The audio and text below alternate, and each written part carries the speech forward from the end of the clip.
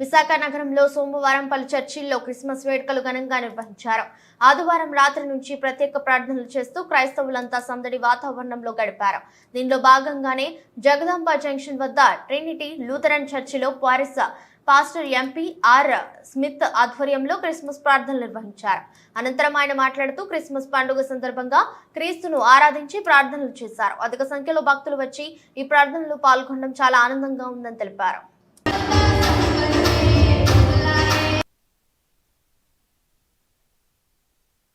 సంతోషకరమైన సువర్తమానం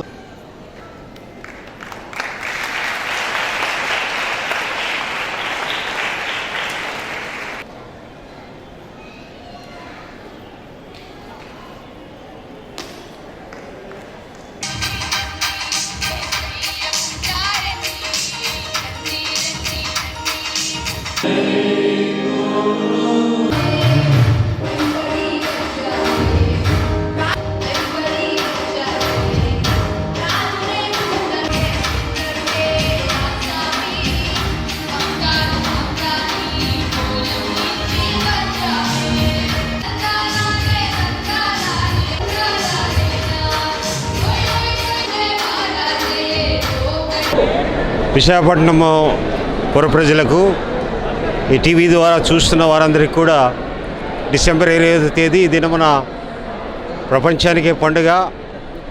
దేవుడు లోకమును దర్శించిన వేళ యేసుక్రీస్తు ప్రభు వారి యొక్క జన్మదినోత్సవాన్ని అనేకమైన ఆలయములో ఎంతో సంతోషంగా జరుపుకుంటున్నారు. ప్రభును ఆరాధించడానికి టింటి జగదాంబ కూడలో ఉన్నటువంటి టింటి లూథరన్ దేవాలయమునకు 2 ఆరాధనలు కూడా జనసంచారము అమితంగా వచ్చి క్రీస్తును ఆరాధించి అనేకులు సంతోషంతో మరి దీవెనలు వారు కలిగి వెళ్ళారు.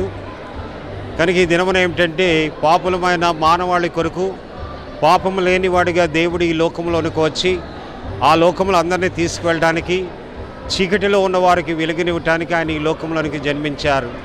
కనుక రాబోయే నూతన సంవత్సరము 2024 సంవత్సరం అంతా కూడా అందరికీ కూడా భగవంతుడు ఆయురాగంతో ప్రసాదించి వర్ధిల్లాలని మీ అందరికీ కూడా క్రిస్మస్ యొక్క శుభములు సంతోషములు దేవుడు అనుగ్రహిస్తూ మిమ్మల్ని దీవించి మీ బిడ్డలను ఆశీర్వదించి బలపరచునుగాక. ఆమేన్. I wish you all a happy and merry Christmas and prosperous new year. Thank you one and all. ఈరోజు క్రిస్మస్ పుట్టుకదిన వేడుకలు జరుపుకుంటున్నాము.